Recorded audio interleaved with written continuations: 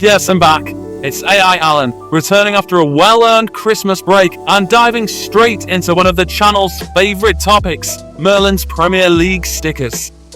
As we continue our series, we've noticed a growing love for the obscure player stories. So today, we're cracking open a 1998 album, Merlin's 5th edition, created for the 1997-98 season. Let's find out what happened to the most obscure player from each team. Here we go.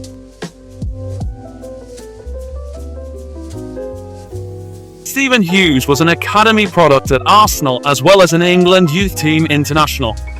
He actually made his debut as early as the 94-95 season, but he didn't play more than a solitary game per season until 96-97 during Arsene Wenger's first year at Highbury. Hughes was a dependable but staunch backup player for a number of seasons and saw a short spell on loan with Fulham before eventually completing a £3 million move to Premier League rivals Everton. He ended his time at Highbury with 49 league appearances over 5 years, leaving as a Premier League and Charity Shield winner. It's fair to say his move to Goodison Park was not wholly successful, as he managed just 29 appearances over 2 seasons. In 2001, he dropped down to the old First Division by joining Watford, but his stint was marred by injury. He returned to the Premier League in 2003 with Charlton Athletic, but did not play a single competitive game all season. Between 2004 and 2008, he spent arguably the best spell of his career as he captained Coventry City, making just shy of 150 appearances before seeing out the final season of his career with Walsall. Post-retirement, Hughes has maintained close relations with Arsenal and currently is the club's official co-commentator.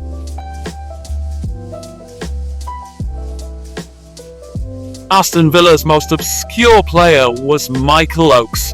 Having signed professional terms in the early 90s, he served as an understudy to both Nigel Spink and Mark Bosnich. In 1998, he was controversially sent off for handling the ball outside the area, prompting his manager, John Gregory, to become one of the earliest advocates for VAR technology. After making 51 appearances for Villa, he joined local rivals Wolves in 1999, who were in the First Division at the time. At Wolves, he became the long-standing replacement for Mike Starwell. However, during the 2002-2003 season, he suffered an injury setback that ruled him out of the club's eventual playoff final victory. Oakes played the first half of Wolves' debut Premier League season, but eventually lost his place once again. By the time he left Wolves in 2007, Michael Oakes had made just one shy of 200 league appearances. He spent the final year of his playing career with Cardiff City, where he managed 11 appearances. His last inclusion on a team sheet was as a substitute in the 2008 FA Cup final. Post-retirement, Oakes transitioned into coaching, spending 8 years as the goalkeeping coach for Wrexham. In 2018, he joined Walsall, but returned to the racecourse ground a year later. He left the club for a second time, a year into the tenure of Ryan Reynolds and Rob McElhenney. As of 2025, he has yet to join another professional club.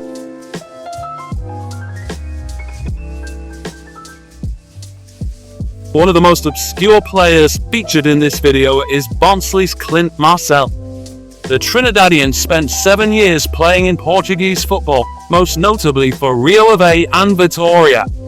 He joined Barnsley in 1996 and played a key role in the club's promotion to the Premier League during his debut season, famously scoring the vital goal against Bradford City that secured this historic achievement. Marcelle and Barnsley were relegated immediately, marking the beginning of the end of his career in England's top 2 divisions. He quickly moved on to Scunthorpe United, Hull City, and then Darlington in succession. He soon became a non-league journeyman, turning out for clubs such as Harrogate Town, Hucknall Town, Stevenage, and Ossett Town. In 2004, Marcelle briefly returned to the spotlight as part of non-league Scarborough's FA Cup run, which ended in a narrow 1-0 home defeat to Chelsea. His cup exploits earned him a return to professional football with Grimsby Town, though his stint lasted just 3 games. Afterward, Marcelle returned to the non-league circuit, playing for Tamworth, Arnold Town and Gainsborough Trinity before retiring in 2006 with Armthorpe Welfare. In 2007, Marcelle returned to Trinidad, where he managed the North East Stars for 3 years. Following his managerial stint, he shifted his focus to developing young talent by opening his own football academy. French defender Patrick Valery came through the youth academy at Monaco, where he spent the first 9 years of his career, making 179 league appearances. He later had brief spells with Toulouse and Bastia, before joining Blackburn Rovers in the summer of 1997. Valery's time at Ewood Park was largely forgettable, despite Rovers finishing 6th under Roy Hodgson. He departed at the end of the season, having made just 15 league appearances. The following summer, he returned to Bastia, where he stayed until 2001. He eventually retired in 2002 after a brief stint in Greece with Aris. Since retiring, Valery has primarily worked as a youth coach at various clubs, including PSG and his former side Monaco.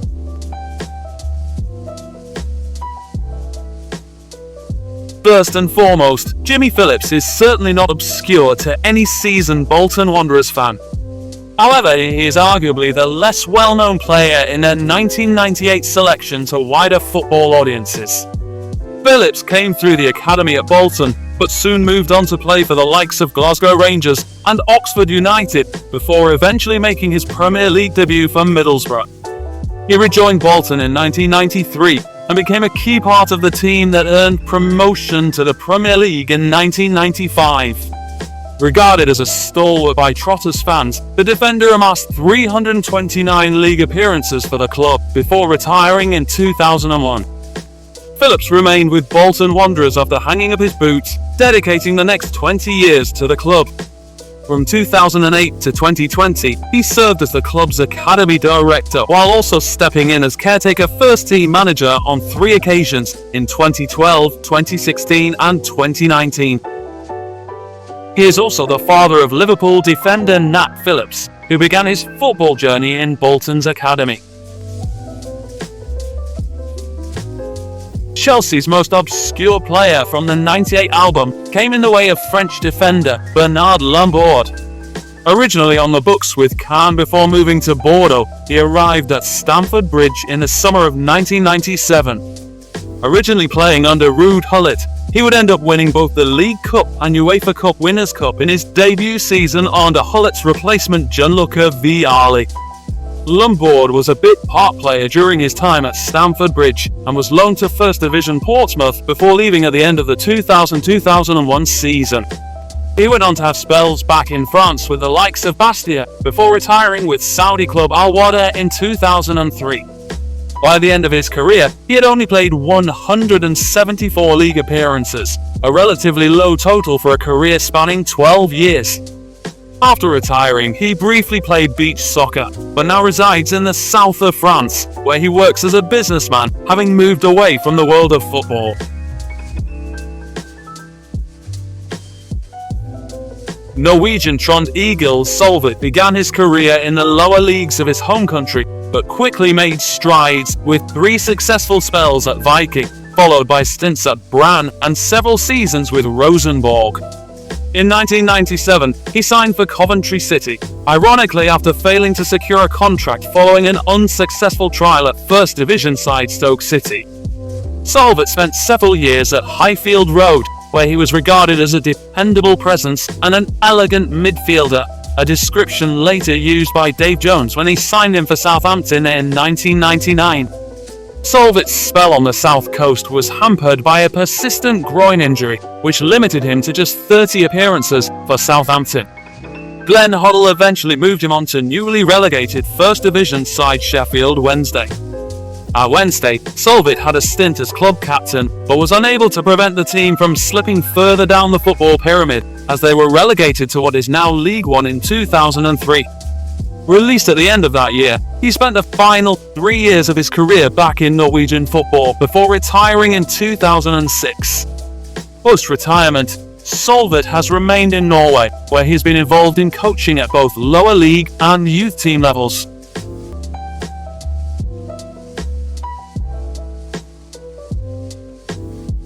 Carl Veart was an Australian striker who began his career with Adelaide City before moving to Sheffield United in 1994. During his time with the Blades, he scored 15 goals in 66 games before transferring to Crystal Palace midway through the 1996-97 season. Veart played a key role in Palace's promotion to the Premier League, contributing 6 goals in just 9 games. However, his time in the top flight during the 1997-98 campaign was short-lived, as he made only 6 appearances before being sold to Millwall in December. His stint at Millwall was forgettable, and he departed just months later, returning to Australia to rejoin Adelaide City. Over the next 12 years, Veart alternated between Adelaide City and rivals Adelaide United, eventually retiring in 2008. In 2020, Carl Veart was appointed head coach of Adelaide United, having previously managed the club's youth team. He remains in charge of the team, but has yet to secure a trophy during his 5-year tenure. Ron Willems was a Dutch striker who often was used as a winger. He played for the Netherlands at youth level, and for clubs the likes of PEC Zwolle and FC Twente before joining Ajax in 1989, where he won the Dutch title. In 1993, he moved to Swiss side Grasshoppers before joining Derby County in 1995. Willems was part of the Rams side that secured promotion to the Premier League in 1996 and was a key component at the baseball ground under Jim Smith. The 97-98 season would be the final year of his career, and he retired at the age of 32, having made 59 appearances and scoring 13 times for County. His whereabouts after his departure from football remains somewhat of a mystery for a time, and he has been a frequent topic of discussion on Derby fan forums over the past few decades. However, what we do know is that Willems was reportedly diagnosed with schizophrenia and spent a short time in a psychiatric clinic. In 2013, his brother shared that Willems had overcome many challenges and now lives a happy life in Zwolle with his family, enjoying relative anonymity and a life away from the world of football. Michael Branch was a product of the Everton Academy in the 1990s, emerging in the same era that produced fellow Toffees frontmen like Francis Jeffers and Danny Cardamateri. Although never a regular starter, he was a bit-part player and remained with the club from 1995 until 2000, scoring 5 goals in 41 appearances. During this time, he also had loan spells with Manchester City, Birmingham City, and Wolves. Branch eventually signed for Wolves on a permanent deal. In 1999, he scored a controversial goal after intercepting a loose ball from Nottingham Forest goalkeeper Dave Besant, who had intended to put the ball out of play so that Branch teammate Lee Naylor could receive treatment. Branch remained with Wolves until 2003, but after several loan spells with clubs such as Hull City, he signed permanently with Bradford City. He left professional football in 2006, following a stint with Chester City, and later briefly played at non-league level for Halifax Town and Berska. In 2012, Branch was sentenced to 7 years in prison after pleading guilty to drug offences, following a police raid on his home that uncovered substantial amounts of Class A and Class B drugs. Released in 2016, he began training to become an accountant and has since shared his story in several interviews and podcasts. Branch now runs and owns a Liverpool-based running group called Social Striders, which focuses on promoting positive mental health. Portuguese midfielder Bruno Ribeiro was 22 years old when he arrived at Elland Road in 1997 from Vitória. He was predominantly a starter during his first season, making 29 league appearances and scoring 3 goals. His second season was disrupted by injuries, and he was unable to regain his place in the team, which led to a move to First Division side Sheffield United in 1999. However, his struggles continued at Bramall Lane, and after spending time away on loan, he returned to Portuguese football with Beira-Mar in 2001. In 2003, Ribeiro returned to Vitória, where he spent 7 more seasons with his boyhood club, helping them secure promotion back to Portugal's top flight in 2004. He retired as a Vitoria player in 2010. Since taking over as manager of Vitoria in 2011, Bruno Ribeiro has become somewhat of a journeyman manager, holding 14 different jobs to date. While his CV primarily includes Portuguese clubs, he also managed Bulgarian side Ludogorets Razgrad in 2015, before returning to England with Port Vale in 2016. At Vale, Ribeiro oversaw a wave of foreign signings but resigned on Boxing Day of 2016, with the club struggling near the bottom of League One. His most recent managerial role was with Mura in 2021, which ended following the club's relegation. Scottish winger Stuart Campbell came through Leicester City's academy, signing professional terms in 1996. Martin O'Neill once described him as an outstanding prospect, but despite this glowing endorsement, he only made 37 league appearances before leaving the club in 2001. Initially loaned to an ambitious Grimsby Town in 2000, who at the time were a mid-table championship side, Campbell eventually joined the Mariners permanently. Campbell's time at Grimsby was a mix of highs and lows. He was part of the team that briefly sat on top of the championship table and famously beat Liverpool at Anfield in the League Cup during the 2001-2002 season. However, the collapse of the ITV Digital deal plunged the club into financial crisis, and Campbell was part of the side that endured back-to-back relegations in 2003 and 2004, which saw Grimsby drop to League Two. For the next 7 years, Stuart Campbell became a club legend with Bristol Rovers. Appointed captain in 2006, he led the team to victory in the League Two playoffs in 2007. He also captained Rovers to the quarter-finals of the League Cup in 2008, and had a brief stint as caretaker manager in 2011. Campbell spent the final 2 years of his playing career in the United States with the Tampa Bay Rowdies, where he later joined the coaching staff. In 2015, he was promoted to head coach, a role he held until 2018. He still resides in Florida, where he serves as the academy director of the Nike sports camps.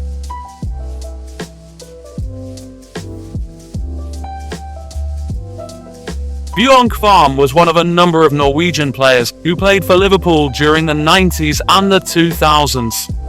The defender initially played for Rosenborg for the opening 6 seasons of his career before arriving at Anfield in the summer of 1997. Kvarme played in 3 seasons on Merseyside and was a semi-regular, notching up 45 league appearances.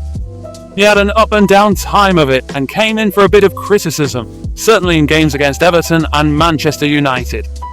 He eventually left after the start of the 1999-2000 season. He moved on to France, where he spent several years with Saint Etienne, before 3 solid years in Spain with Real Sociedad.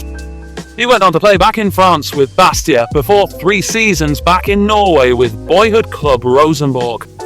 Retiring at the end of the 2007-2008 season, Bjorn Kvarme is a prime example of an ex-professional who has kept himself in excellent shape. Some Liverpool fans even joke that he has performed better for them in recent Legends games than he did during his playing career. Kvarme now works as a football agent for the Nordic Sky Agency, with his most notable client being Arsenal midfielder Martin Odegaard. A quick break to say thank you to our subscribers. If you're a fan of retro football, obscure player stories, football statistics, and much more, please consider giving us a like and a subscribe. Every last one of you contribute to improving and growing our little patch of retro fun. There is plenty more to chew on after this video. If Merlin Premier League football sticker stories is up your street, why not delve into other albums with us? But now let's dive back into today's video.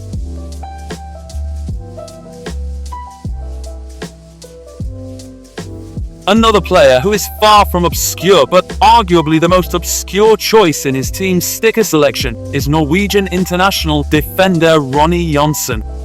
He began his career with Tønsberg before moving on to Lyn and Lillestrøm, eventually heading to Turkey to join Beşiktaş. Johnsen arrived at Old Trafford in the summer of 1996, joining fellow countryman Ole Gunnar Solskjaer. He proved to be a steady and dependable presence in Manchester United's defence and famously played the full 90 minutes of the 1999 UEFA Champions League final. Under Sir Alex Ferguson, Johnsen amassed an impressive trophy haul, including 3 Premier League titles, a Champions League, an FA Cup, and several charity shields. Departing in 2002, he is remembered as a truly underrated but vital part of United's golden era. His next port of call was Aston Villa, where he spent 2 seasons as a regular before being released in the summer of 2004. He then signed for Newcastle United ahead of the 2004 by 2005 season, but was rarely called upon, prompting a return to Norway with Vålerenga. He retired in 2008 after an impressive 21-year professional career. Following his retirement, Johnsen had a spell as manager of his former club Tønsberg and completed his coaching badges with the Northern Irish Football Association. He has since worked with the Norwegian women's national team and continues to maintain close ties with his former club, Manchester United. Alessandro Pistone was an Italian fullback who worked his way up through the leagues in Italy before earning a big break with Vicenza. In 1996, he moved to Inter Milan, where he made 45 league appearances and was a UEFA Cup runner-up. Following a strong season at Inter, he became a high-profile signing for Kenny Dalglish, going straight into the team, albeit in the unusual position of centre-back. However, his progress was halted by an injury after just a few games. Upon his return, he found himself out of favour with Dalglish replacement Ruud Gullit, who notoriously relegated him to training with the reserve team. Pistone was given a reprieve when Sir Bobby Robson took over as manager, but by the time he left the club in 2000, he had made only 46 league appearances. In 2000, he signed for Premier League rivals Everton. Although he was a favoured player during his 7 years at Goodison Park, his time on Merseyside was repeatedly interrupted by injuries, including a serious knee injury and a ruptured cruciate ligament. By the time he departed the club, he had made only 103 appearances in 7 seasons. He retired the following year after a brief stint in Belgium with Mons. Post-retirement, he had a short spell managing Italian non-league side Ogiono, but has since gained prominence on the professional poker circuit. He also reportedly owns a restaurant in Milan. Wayne Collins was a midfielder who joined Sheffield Wednesday in the summer of 1996 from Crewe Alexandra. He had made 117 league appearances for Crewe, but his time at Wednesday saw him primarily used as a bit-part player. Nevertheless, he managed to score 6 Premier League goals in 31 appearances during his 2 seasons at Hillsborough. In 1999, Collins signed for Fulham and was part of the team that achieved back-to-back promotions, rising from what is now League One all the way to the Premier League. In 2001, he returned to Crewe, but injuries restricted him to just 20 further appearances. He later moved to Stockport County in 2003, but after only a handful of games, he retired in the summer of 2004. Since retiring, Collins has worked away from football, but still maintains close ties to Crewe, often appearing as a guest at some of their matches. Like Collins, Lee Todd was a player who made his name in the Football League. He made 226 appearances for Stockport County before signing with Southampton at the start of the 1997-98 season. Signed by his former county manager Dave Jones, Todd managed just 10 league appearances for the Saints. In 1998, he joined Bradford City and was part of the team that achieved promotion to the Premier League. In 2000, he dropped down to the old 3rd Division by signing for Rochdale, before later playing at non-league level with Mossley and Staleybridge Celtic. Following retirement, Todd, who is regarded as a Stockport legend, has worked outside of football, but reportedly continued playing amateur Sunday League football for many years after hanging up his professional boots. Portuguese midfielder Jose Dominguez arrived in England in 1994 when Birmingham City secured his services from Benfica as a youngster. His performances at St Andrews were good enough for Sporting Lisbon to bring him home in a move in 1995. 2 seasons later, he was back in England with Tottenham Hotspur. He was more of a regular under Gerry Francis, but he was largely unfavoured under Christian Gross. He was an unused substitute in Spurs' 1999 League Cup final win, but would depart the following year having only played 45 times in the league. He went on to play in Germany for Kaiserslautern, before spells in Qatar with Al Ahly and in Brazil with Vasco da Gama. He has since worked as a coach, taking on roles such as head coach of Sporting Lisbon's B team, Spanish side Recreativo, and most recently with Cypriot team Apol Nicosia.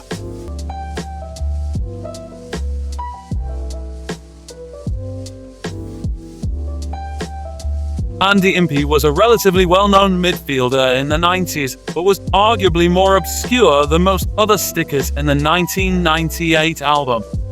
Capable of playing as both a winger and a fullback, he spent the first 7 years of his career with Queen's Park Rangers, even staying loyal to the club following their relegation from the Premier League in 1996. Eventually lured to Upton Park, Impey's time with the Hammers was largely forgettable, and he departed after just a single season, having made 26 appearances. He moved on to Leicester City, where he became a regular over 6 seasons, making more than 150 league appearances. Impey later had spells with Nottingham Forest, joining permanently after a brief loan, before moving on to Millwall and Coventry City.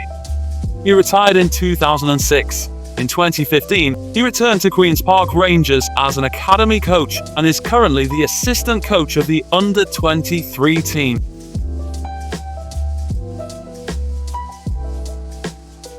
Welsh midfielder Ceri Hughes was another Football League stalwart, regarded as a club legend at Luton Town, where he spent 8 years. During his time at Kenilworth Road, he made 175 league appearances, scoring 17 goals. By the time he signed for Wimbledon in 1997, it was perhaps surprising that he hadn't stepped up to the Premier League earlier. However, Hughes struggled to cement a regular place in the team when fit, and over 3 years at Selhurst Park, he managed only 31 league appearances. After Wimbledon's relegation, he moved on to Portsmouth, where he spent several seasons, followed by a brief stint at Cardiff City, where he failed to make an appearance. Hughes retired in 2002 and has since lived a modest life away from the sport in relative anonymity. Stories online suggest he resides in Wales and works as a taxi driver. Thanks for watching. Don't forget, if you like this video, please drop up a like, subscribe to the channel and check out our other videos. I've been Alan. See you next time. Bye for now.